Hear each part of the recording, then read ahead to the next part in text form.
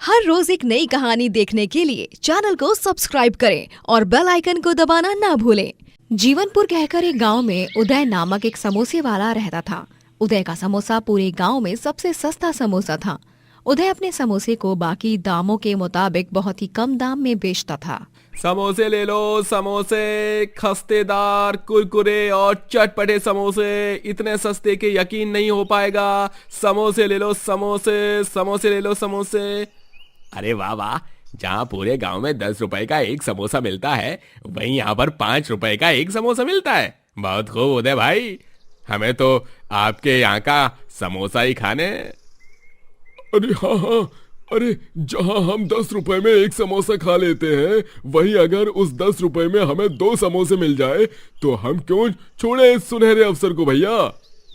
धन्यवाद भाइयों, 10 के 2 मिल रहे हैं तो क्यों ना 20 के 4 खा लिए जाए। ये लो, 4 खाओ। उदय अपने ग्राहकों को सस्ते दाम में समोसे बेचता, लेकिन उसके पीछे एक बहुत ही भयानक असलियत छुपी हुई थी। उदय अपने समोसे को एक्सपायरी डेट्स वाले पदार्थों से बनाया करता था। वो एक्सपायर डेट वाला सस्ता मैदा, गांव की दूषित नदी का गंदा पानी, एक्सपायर डेट वाला तेल और सारे गंदे पदार्थों को मिलाकर समोसे बनाता। बेचारे गांव वाले, उन्हें तो खबर भी नहीं कि मैं इन समोसे को कैसे बनाता हूँ। बड़े आए सस्ते दाम में खाने वाले। अरे सस्ते दाम में खाओगे तो ऐसा ही खाना मिलेगा, हाँ? मुझे क्या, मेरी तो हर दिन दिवाली है इस नुस्खे से। तभी उदय के पिताजी शंकर कहते हैं, अरे उदय बेटा, क्यों पूरे गांव की जान लेने के पीछे तुला हुआ है? क्यों लालच में आकर सबकी जान के साथ खिलवाड़ कर रहा है? ये जो कुछ भी तू कर रहा है ना, ये सरासर गलत और गैर कानूनी है। इसके बारे में अगर किसी को पता चला तो तुझे कोई छोड़ेगा नहीं, फिर सड़ते रहना जेल की सलाखों के पीछे। अरे बापू, आप क्यों लोड ले रहे हो? आप चिंता मत करो, किसी को कुछ भी नहीं होगा। अभी वक्त है इन समोसे में नमक मिलाने का। हाँ, लेकिन नमक तो महंगा आता है। इसका भी जुगाड़ है मेरे पास। क्रूर उदय अपने बदन के पसीने को निचोड़ के समोसे के मसाले में मिलाता है। अब मेरे नमकीन पसीने से इस समोसे के स्वाद में और भी 4 चांद लग जाएंगे। अच्छी, मेरा बेटा लालच में इतना बेशरम बन जाएगा, मैंने कभी अपने बुरे सपने में भी नहीं सोचा था।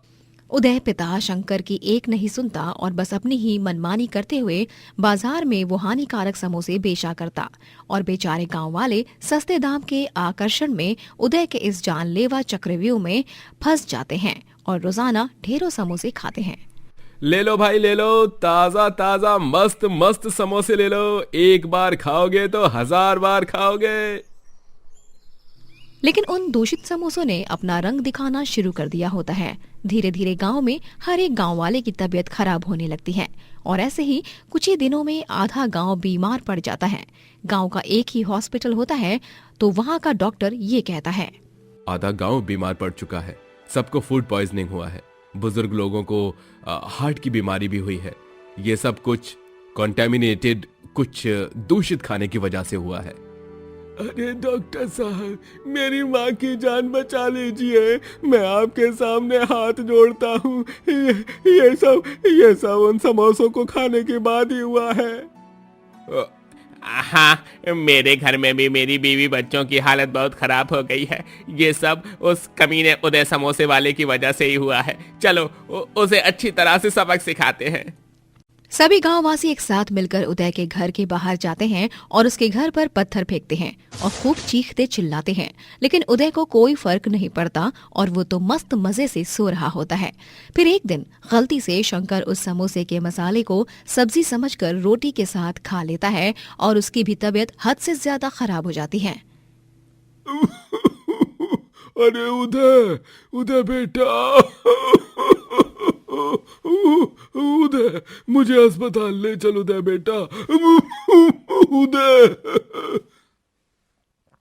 हाँ पापा, क्या क्या हुआ है आपको?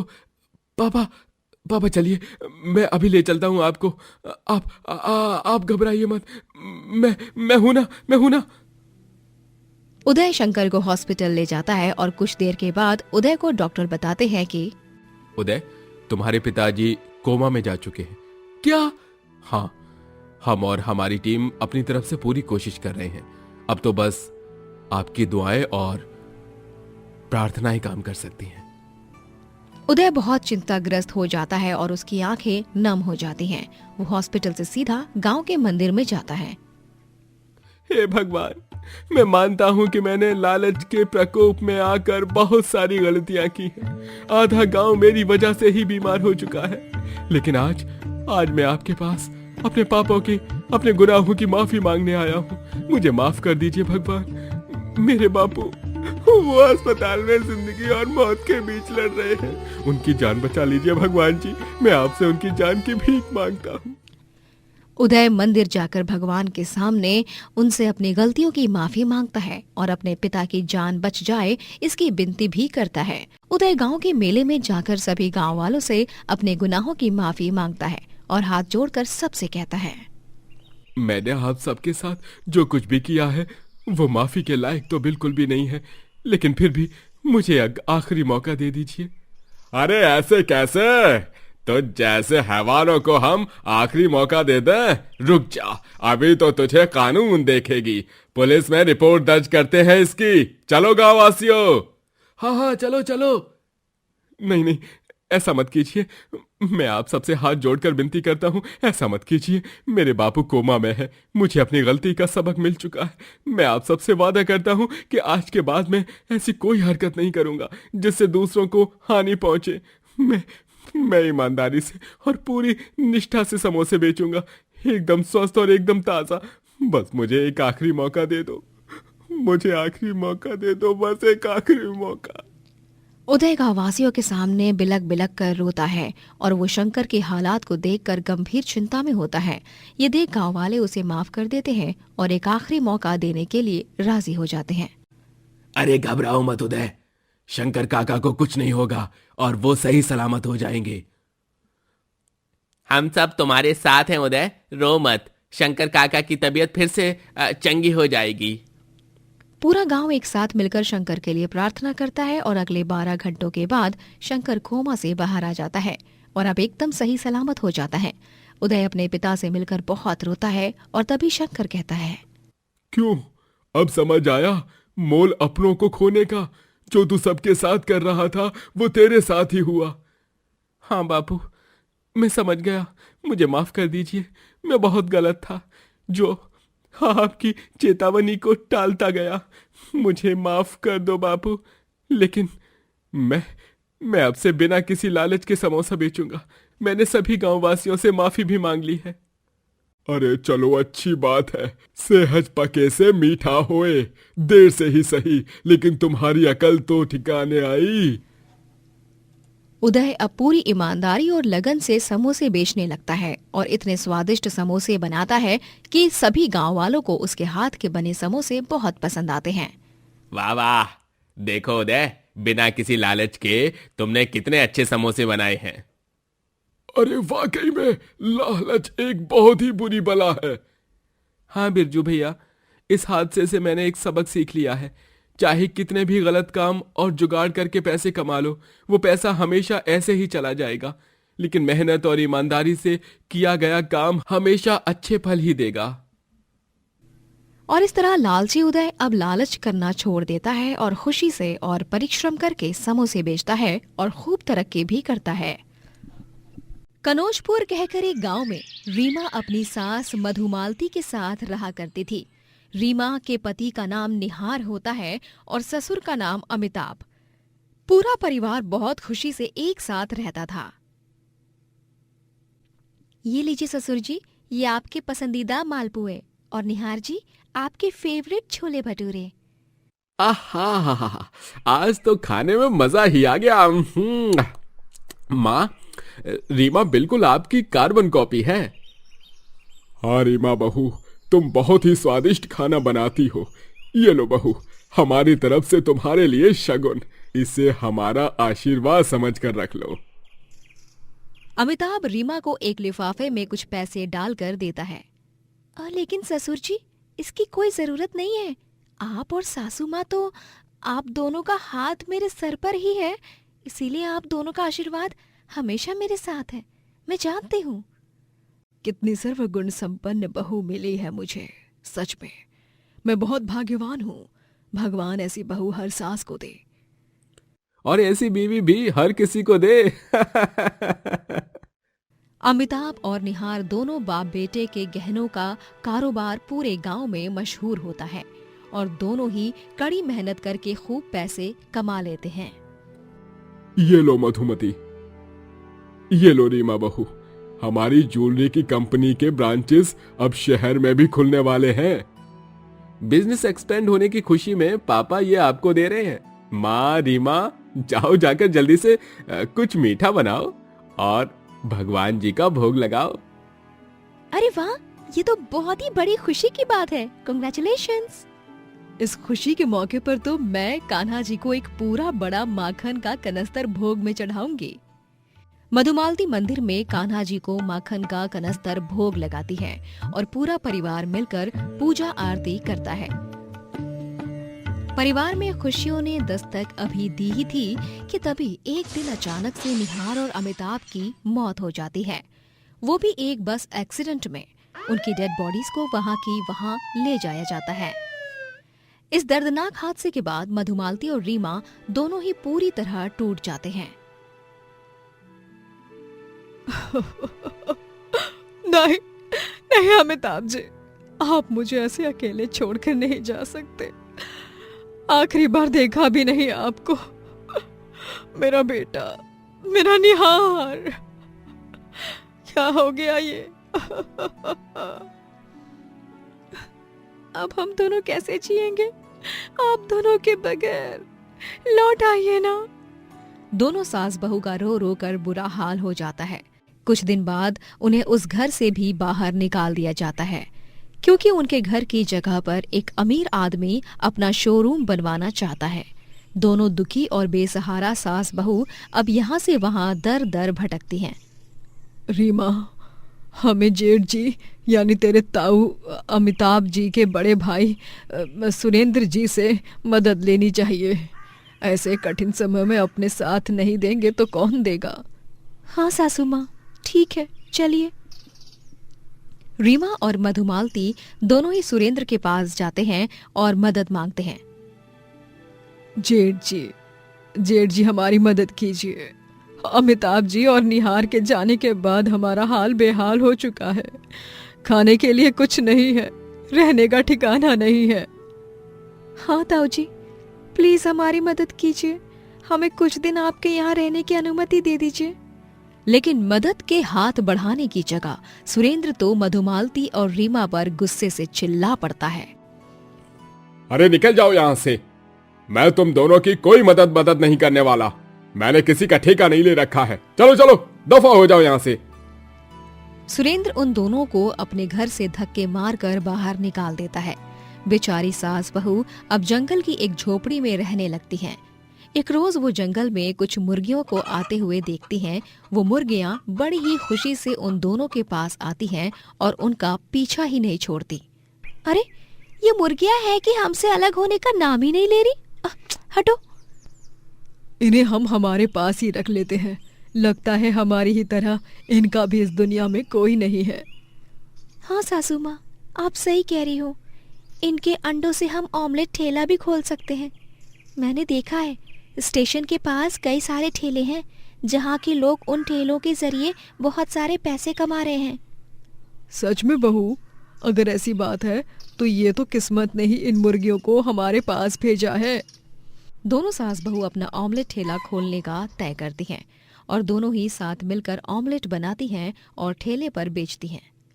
ऑमलेट ले लो, ऑमलेट, मजेदार और स्वादिष्ट ऑमलेट। करिए अपने दिन की एक मस्त मगन शुरुआत, खाकर हम दोनों सास बहू के ये शानदार स्पेशल ऑमलेट। तरह तरह के फ्लेवर से बना हुआ, स्वाद ऐसा कि मन मचल जाए। रीमा और मधुमालती दोनों सास बहू के ऑमलेट ठेले पर ग्राहकों का आना जाना शुरू हो जाता है और ग्राहकों को उनका ऑमलेट बहुत ही ज्यादा पसंद आने लगता है। अरे वाह, ऐसा ब्रेड ऑमलेट तो मैंने अपनी पूरी लाइफ में कभी नहीं खाया। अरे वाह, मजा ही आ गया।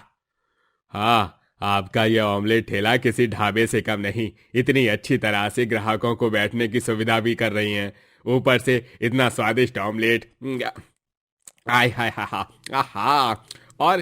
और क्या चाहिए जिंदगी में है? मैं तहे दिल से ये आशा करता हूं कि आप दोनों सास बहू अपने जीवन में बहुत सफलता प्राप्त करो। धन्यवाद जी। धन्यवाद जी। मधुमालती और रीमा ऑमलेट ठेला के जरिए ढेर सारे पैसे कमाने लगते हैं। वो अब एक अच्छे से मकान में रहने लगते हैं और उन्होंने सारी मुर्गियों को आंगन के केज में रखा होता है। लेकिन एक दिन अचानक से उनके ठेले को कोई जला देता है और रातों रात सारी मुर्गियां भी गायब हो जाती हैं। रीमा और मधुमालती बहुत घबरा जाते हैं। हे भगवान, हमारा ठेला जलकर राख हो गया सासू माँ। नहीं, ऐसा कैसे हो गया? हमारी सारी मुर्गियां भी गायब हो गई हैं। दोनों सास बहू बिलक बिलक कर सर पर हाथ रखकर रोती हैं। दोनों बहुत ज्यादा चिंताग्रस्त हो जाती हैं। तभी रीमा को जमीन पर एक लॉकेट गिरा हुआ मिलता है। सासू माँ ये देखिए, ये लॉकेट, ये तो ताऊ जी का लॉकेट है। जब हम उनके यहाँ गए थे तभी मैंने ये उनके गले में देखा था। तो इसका मतलब कहीं जेठ जी ने ही हमारे ऑमलेट ठेला को आग तो नहीं लगाई ना? चल बहू, हम उनसे पूछ कर ही रहेंगे कि उन्होंने ऐसा क्यों किया। गुस्से में कुछ ऐसा मत कीजिए सासू माँ, हो सकता है कि। नहीं रीमा बहू, जेठ जी और अमिताभ जी, इन दोनों का हमेशा से ही 36 का आंकड़ा रहा है। जेठ जी मेरे पति की तरक्की से जलते थे और इसीलिए उनसे बात नहीं किया करते थे ज्यादा। और अब हम दोनों भी अपने जीवन में तरक्की करने लगे हैं, तो फिर अब वापस वो हमारे रास्ते का कांटा बन रहे हैं। रीमा और मधुमती सुरेंद्र के घर के पास जाते हैं और खिड़की से देखते हैं कि सुरेंद्र ने एक खुफिया रूम में अमिताभ और निहार को किडनैप कर रखा है। अमिताभ, निहार, तुम दोनों की बीवियां बेचारी विधवा बन चुकी हैं, लेकिन उन्हें यह असलियत पता ही नहीं है कि तुम दोनों तो असल में जिंदा हो। लेकिन अब तुम दोनों उम्र भर यहां तड़पते रहोगे और मेरे गुलाम बनोगे। बहुत बड़ा आदमी बन रहा था ना तू अमिताभ? अब सड़ यहां पर, और बाहर भी तेरी बीवी बहू को मैं चैन से जीने नहीं दूंगा। अरे छोड़ दे मेरी बीवी और बहू को। ताऊ जी प्लीज प्लीज, माँ और रीमा को कुछ मत करो, उन्हें चैन से जीने दो। ये सब देखकर मधुमालती और रीमा के पैरों तले जमीन खिसक जाती है। अमिताभ जी और निहार जिंदा है? इसका मतलब जेठ जी हमें इतना बड़ा धोखा दे रहे थे। लेकिन अब और नहीं, अब सुरेंद्र का खेल खत्म। वो दोनों फौरन पुलिस को बुलाते हैं और सुरेंद्र को गिरफ्तार किया जाता है। इंस्पेक्टर साहब, इस दरिंदे आदमी को कड़ी से कड़ी सजा दीजिएगा। ये कहीं का ना रहे, इस बात का ध्यान रखिएगा। पूरा परिवार अब फिर से एक हो जाता है और तो और दोनों सास बहू को उनकी मुर्गियां भी सुरेंद्र के आंगन में वापस मिल जाती हैं। दोनों सास बहू ऑमलेट बेचना नहीं छोड़ती और पूरा परिवार एक साथ खुशी से रहने लगता है। शगुन एक गरीब घराने की लड़की होती है। शगुन अपने माता पिता रमा और इंद्रनील के साथ रहा करती थी। एक दिन शगुन के लिए शादी का हाथ मांगने के लिए अभिषेक अपनी माँ सुहासिनी और पिता तेज के साथ आता है। शगुन, चलो बेटा, सबको चाय नाश्ता परोसो। दरअसल शगुन को कई सारे अलग अलग प्रकार की चाय बनानी आती है। वो बहुत माहिर है इस सब में। चखिए तो। अरे वाह, सच में शगुन, तुम्हारे हाथ की चाय पीकर तो इंसान सीधा स्वर्गलोक में ही चला जाए। ऐसा कौन सा जादुई पाउडर मिलाती हो अपनी चाय में शगुन, जो स्वाद में 4 चांद लग जाते हैं? बहुत खूब बेटा, बहुत खूब। जी शुक्रिया। तो रिश्ता पक्का करें फिर? हमें तो कोई ऐतराज नहीं है। आशा करते हैं कि आपको भी नहीं हो। रही बात अभिषेक की, तो हमारा बेटा एक सरकारी नौकरी पर है, अच्छा कमा लेता है। वो आपकी शगुन को बहुत खुश रखेगा। जी तेज भाई साहब, तो ये रिश्ता पक्का हुआ। लीजिए लीजिए, मुंह मीठा कीजिए। रामा जी ने ये गुलाब जामुन बनाए हैं। सभी एक दूसरे का मुंह मीठा करते हैं और शगुन और अभिषेक का रिश्ता पक्का हो जाता है। दोनों की शादी होती है, लेकिन शादी के बाद शगुन के लिए जिंदगी ने क्या सोच रखा था, ये तो उसने कभी सोचा ही नहीं था। जब वो शादी करके गांव से शहर अपने ससुराल में आती है, तभी उसे पता चलता है कि अभिषेक किसी सरकारी नौकरी पर नहीं है, और तो और वो कुछ पैसे भी नहीं कमाता है। इतना बड़ा झूठ क्यों बोला तुमने अभिषेक? मैंने और मेरे माँ पापा ने तुम पर आंख बंद करके भरोसा किया और मुझे तुम्हारे हवाले सौंप दिया ब्याह कर, लेकिन तुमने मुझे इतना बड़ा धोखा दिया। मैं और क्या करता शगुन, मुझे तुमसे प्यार हो गया था, और अगर मैं तुम्हारे पापा के सामने ऐसा बोलता कि मैं कुछ नहीं कमाता, तो वो इस रिश्ते को पक्का करने से इनकार कर देते, और मेरे लिए तुम्हारे बिना जीना और भी मुश्किल हो जाता। सॉरी शगुन, मुझे माफ कर दो। शगुन को मिले इस धोखे से वो बहुत दुखी हो जाती है। घर का खर्च तेज की पेंशन से चलता रहता है, लेकिन अभिषेक को जरा सी भी शर्म नहीं आती और वो दिन भर बस घर पर ही पड़ा रहता। शगुन अपनी सास सुहासिनी से इस बारे में चुपके से रसोई में बात करती है। माँ जी, ये सब क्या है?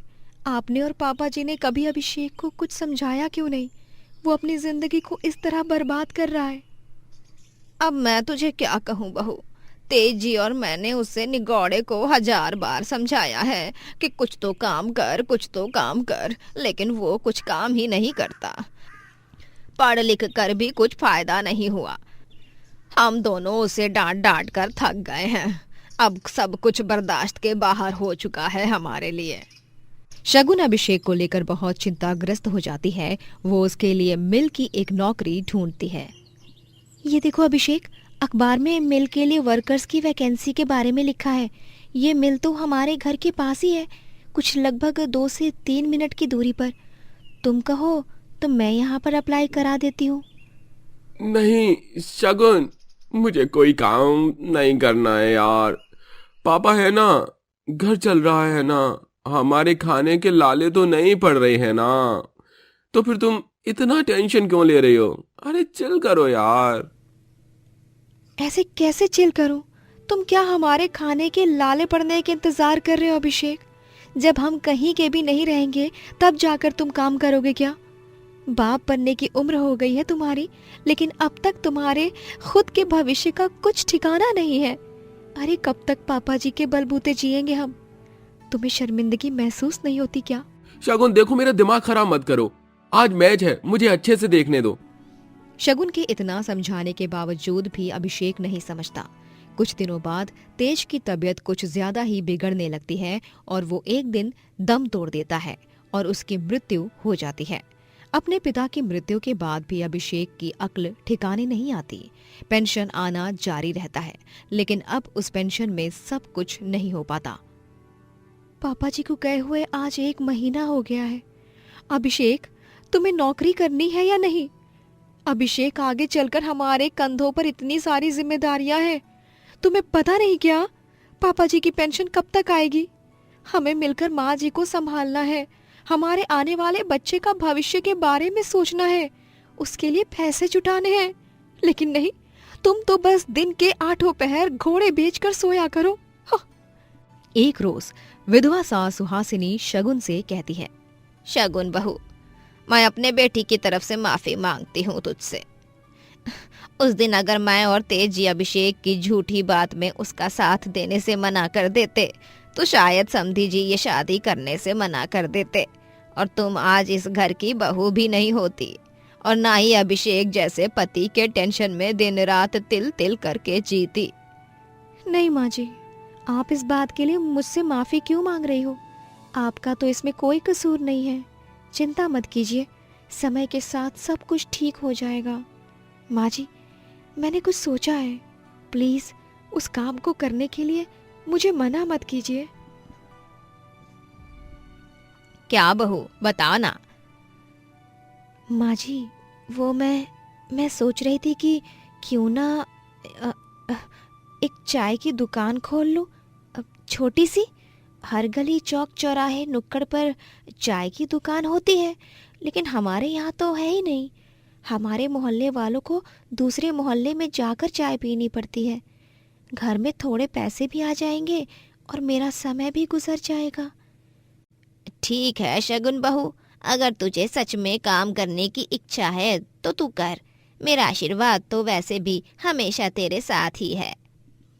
शगुन बहुत खुश हो जाती है और वो नुक्कड़ पर अपनी छोटी सी चाय की दुकान खोलती है और वहाँ पर तरह तरह के फ्लेवर्स वाली चाय बनाती है और साथ ही स्नैक्स बिस्किट्स भी परोसती है। आहा, मजा ही आ गया भाई। इतनी बढ़िया चाय तो हमने कभी भी अपन जिंदगी में नहीं पी। हमका एक और ठो कप चाय दे दो और नान खटाई बिस्किट भी दे दो। काबिले तारीफ है भाई, वाकई आपकी चाय शगुन जी। इतनी स्वादिष्ट चाय आप कैसे बना लेती हो? ऐसी कौन सी पत्तियां मिलाती हो इसमें? शुक्रिया भाई साहब, लेकिन अगर मैं अपनी चाय बनाने की पूरी सूची आपको बता दूंगी तो फिर मेरे दुकान पर कोई चाय पीने ही नहीं आएगा। वो बात भी है।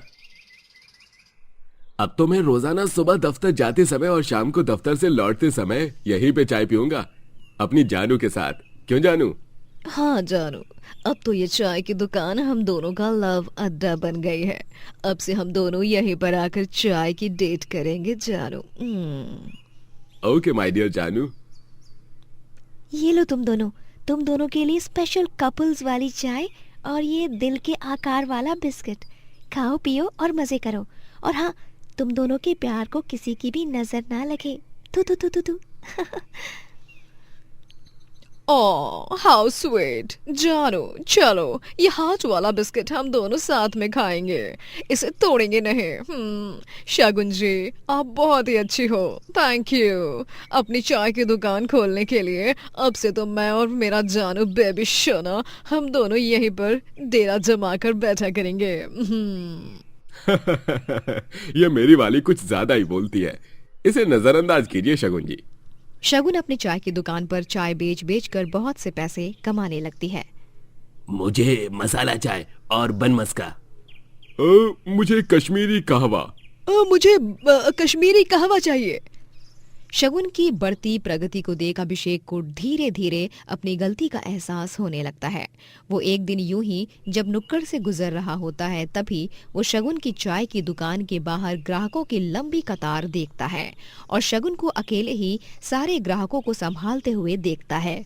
ये दृश्य देख उसकी आंखें नम हो जाती हैं। रात में जब शगुन घर आती है तभी अभिषेक उसके हाथ में एक कागज पकड़ाता है। अब ये क्या है अभिषेक? कंपनी का ऑफर लेटर। मैंने एक नई कंपनी ज्वाइन कर ली है, मुझे नौकरी लग गई है। क्या? सच में? मुझे तो यकीन ही नहीं हो रहा। माँ जी, कृष्णा जी को माखन का कनस्तर चढ़ाएंगे आज भोग में। हाँ शगुन बहू, जरूर। शगुन मुझे माफ कर दो, तुम्हारे इतने कहने के बावजूद भी मैंने तुम्हारी नहीं सुनी। झूठ की बुनियाद पर तुमसे शादी की, लेकिन तुम्हें चाय की दुकान पर इतनी मेहनत और इतनी जज्बे के साथ काम करते देख मुझे खुद पर शर्मिंदगी महसूस हुई कि इतने सालों तक मैं अपनी लाइफ में क्या कर रहा था। मुझे माफ कर दो शगुन, लेकिन अभी मैं तुमसे वादा करता हूं कि मैं तुम्हें कभी निराश नहीं करूंगा और हम दोनों साथ मिलकर एक अच्छा जीवन व्यतीत करेंगे। शगुन अभिषेक की बातों को सुनकर भावुक हो जाती है और वो उसे कस के गले लगाती है। अभिषेक अपनी नई नौकरी पर जाने लगता है और सुहासिनी और शगुन दोनों चाय की दुकान संभालते हैं। हालांकि शगुन सुहासिनी को चाय की दुकान पर कुछ काम करने नहीं देती और सब कुछ खुद ही संभालती है। मदन एक 67 साल का गरीब बूढ़ा आदमी था जिसका गांव में एक छोटा सा ढाबा था। मदन अपने बेटे धीरज और बहू बेला के साथ रहा करता था। धीरज और बेला को एक छोटा बेटा था जिसका नाम पिंकू था। मदन इस उम्र में भी काफी मेहनती और परिश्रमी था। मदन के हाथ का खाना सभी को पसंद आता और सभी उसके हाथ के खाने की सराहना करते। वाह भाई वाह, मजा ही आ गया ये कड़ी चावल खाकर। मतलब कोई इतना अच्छा खाना कैसे बना सकता है भला? मुझे तो मेरी दादी माँ की याद आ गई। अरे वाकई मैं मदन काका, आपके हाथ का खाना दुनिया का सबसे बेस्ट खाना है। शुक्रिया बेटा। लो और खाओ। ये लो, पानी भी लो, वरना ठसका लग जाएगा बेटा। मदन बहुत ही ईमानदार और नेक किस्म का व्यक्ति था। वो हनुमान जी का बहुत ही बड़ा भक्त था। वो हर सुबह हनुमान जी के मंदिर जाता और उन्हें मलाई मिश्री की मिठाई बनाकर भोग चढ़ाता और चमेली का तेल भी चढ़ाता। बोलो पवन पुत्र हनुमान की जय। हनुमान जी, मैंने आपसे बस इतनी सी प्रार्थना करता हूँ कि मेरे बच्चों को खुश रखिए और हर तरफ खुशियां और सुख समृद्धि बनाए रखिए, और मुझ बूढ़े को ताकत और हिम्मत दोनों दीजिए ताकि मैं अपने ढाबे को सही से चला सकूं और इस उम्र में भी अपना गुजारा कर सकूं। मदन जितनी भी कमाई करता वो सारा पैसा धीरज और बेला को दे देता और खुद के लिए कुछ भी नहीं रखता। पर जब दिन ब दिन उसकी तबीयत खराब होने लगती है, उससे ज्यादा काम नहीं हो पाता। एक दिन ढाबे पर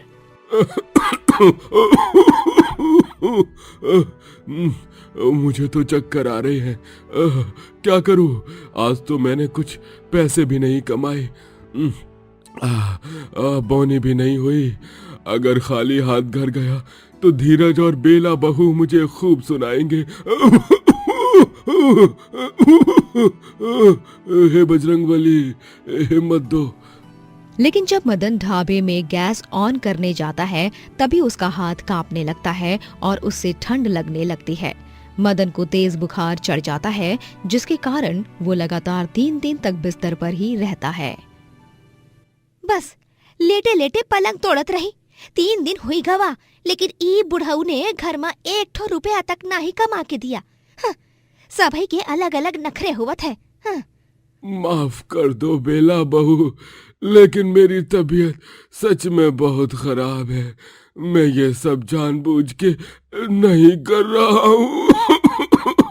मेरी परिस्थिति को समझो बेला बहू। अरे क्या समझे आपकी परिस्थिति को पापा? हमने क्या आपका ठेका ले रखा है जो आपको यूं ही संभालते बैठेंगे? चुपचाप ढाबे पर जाओ और कमाई करो और घर में पैसे ला कर दो, वरना कोई जरूरत नहीं है मेरे घर में रहने की। समझ गए आप? मदन को धीरज और बेला की बातें सुनकर बहुत बुरा लगता है, फिर भी वो मौन रहता है और कुछ नहीं बोलता। मदन की तबीयत इतनी गंभीर रूप से खराब होने के बावजूद भी वो ढाबे पर खाना बनाने जाता है। वो ढाबे में रखी हनुमान जी की तस्वीर के सामने भावुक होकर कहता है, बजरंगबली, देखिए ना क्या दिन आ गए हैं। जिस धीरज को मैंने अपने हाथों से खाना खिलाया, पाल पोस कर बड़ा किया, आज वही धीरज मुझे इस बुरी हालत में भी काम पर भेज रहा है। मैंने तो कभी अपने बुरे सपने में भी नहीं सोचा था कि मेरा बेटा बड़ा होने के बाद मेरे साथ इस तरह से पेश आएगा। ये सोचते हुए और ये कहते हुए ही मेरा दिल कितना टूट रहा है और मेरी आंखें कितनी नम हो रही हैं, ये सिर्फ मैं ही जानता हूँ। अंदर ही अंदर से मदन को धीरज और बेला के व्यवहार से बहुत ठेस पहुंची थी। वो हनुमान जी के सामने अपना दुख बांटकर रो रहा होता है। तभी वहां पर सरपंच का आदमी आता है और कहता है, अरे मदन काका, नमस्ते। नमस्ते बेटा, नमस्ते। बजरंगबली तुम्हारा खूब भला करे। तुम सरपंच साहब के आदमी हो ना? कहो ना, कैसे आना हुआ? सुना है सरपंच साहब की बेटी जमुना का ब्याह हो रहा है। जी हाँ, दरअसल एंड टाइम पर कैटरर्स वाले के आदमियों की तबीयत खराब हो गई है। अब आप पर ही सारी उम्मीद है। आप ही अब सरपंच जी की बेटी की शादी का खाना बनाकर दे दो। मना मत करना, आपसे रिक्वेस्ट करता हूँ मदन काका। लेकिन बेटा। अरे आपको पूरे 60,000 रुपए मिलेंगे अगर आप मान जाओ तो। काका मना मत कीजिए, भगवान के लिए मना मत कीजिए। पूरे गांव में आपसे ज्यादा अच्छा खाना और कोई नहीं बनाता, कोई भी नहीं। इसलिए मैं सीधे आपके पास ही चला आया हूँ। लेकिन बेटा मेरी बात तो सुनो। कल शाम तक सारा खाना बन जाना चाहिए काका, मैं इंतजार करूंगा। चलिए चलता हूँ, अपना ख्याल रखिए। इतना कहकर वो आदमी वहाँ से चला जाता है। मदन की तबीयत थोड़ी देर बाद और भी ज्यादा खराब हो जाती है। वो सरपंच की बेटी जमुना की शादी के खाने का ऑर्डर लेकर चिंता में पड़ जाता है। अरे मेरी तबीयत तो समय के साथ साथ और भी खराब होती जा रही है। अब मैं क्या करूं? कल ऑर्डर देना है। हे बजरंग बली, अब आप ही मुझे इस घनघोर दुविधा से बाहर निकाल सकते हो।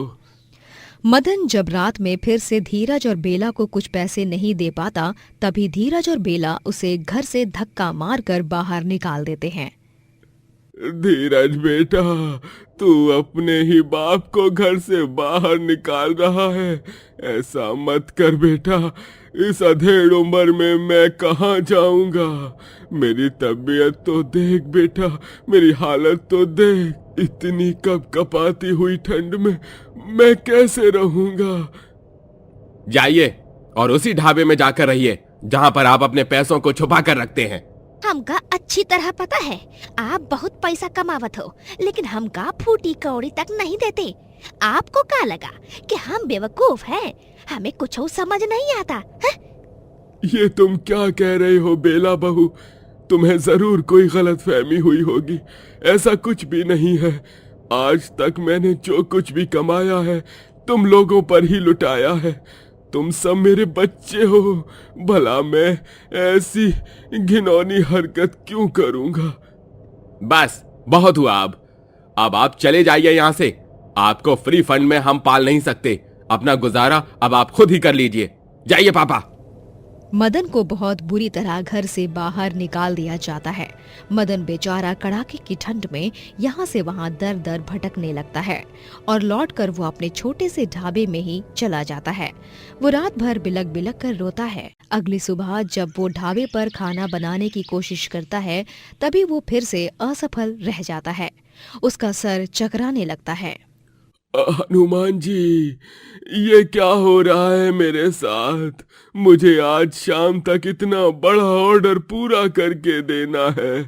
कल रात को जो धीरज और बेला बहू ने मेरे साथ किया, उसके टेंशन से तो मेरी तबीयत और भी ज्यादा बिगड़ गई है।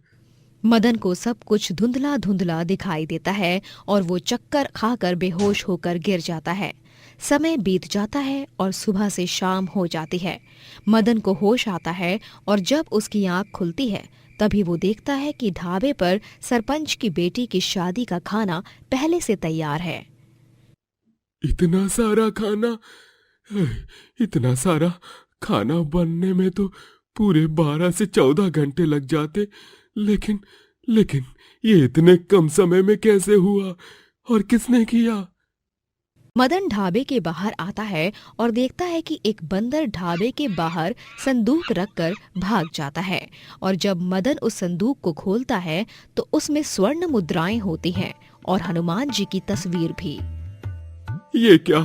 इसका मतलब ये सारा चमत्कार हनुमान जी का है। ये बंदर, ये मुद्राएं। पड़ोस का बिरजू मदन को आकर कहता है, अरे क्यों मदन काका, ढाबे पर नया आदमी रख लिया है क्या? आज सुबह से कोई आदमी यहाँ पर खाना पका रहा था, इसलिए पूछ रहा हूँ। बिरजू की ये बात सुनकर मदन को अब पूरा यकीन हो जाता है कि वो आदमी और कोई नहीं, उसके हनुमान जी ही थे। जय हो बजरंग बली की। इसका मतलब मेरे ढाबे पर साक्षात हनुमान जी आए थे। मैं तो धन्य हो गया, सच में धन्य हो गया। जय हो बजरंग बली। मदन फौरन हनुमान जी के मंदिर जाता है और हनुमान जी को धन्यवाद कहते हुए वो उनकी आरती गाता है और पूजा आराधना करता है।